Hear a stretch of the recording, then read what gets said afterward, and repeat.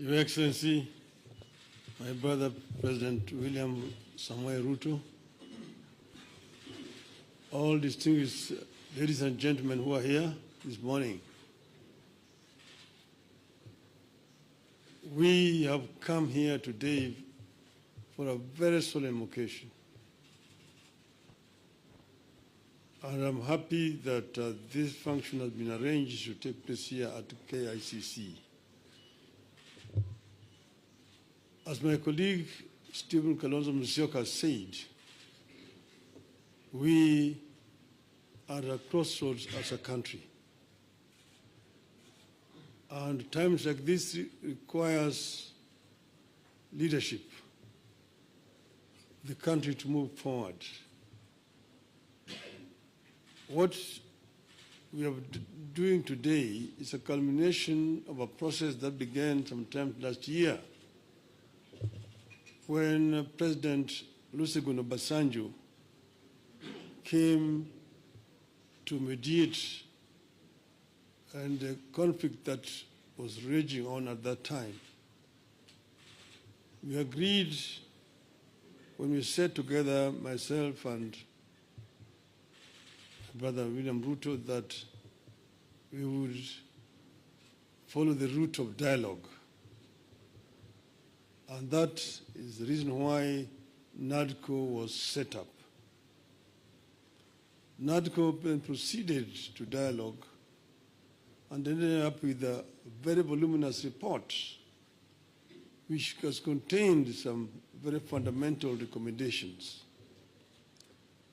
This bill that has now been signed into the law today is just one of those. But the NADCO report contains very many issues which are at the heart of the people of Kenya today. If you see the issues which are being raised by our youth, most of them are actually contained in the NADCO report.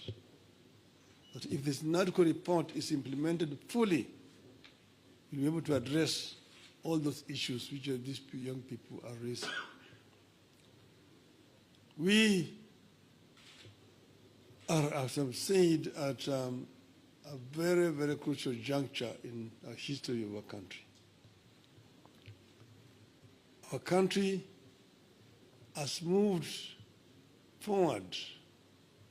There have been highs and lows in our history of 61 years. We needed to move forward. And I want to say that, at this moment in time, my brother, that we require now a wider engagement so that people have an opportunity to vomit all that is there in their chest in order that we can be able to find a way forward.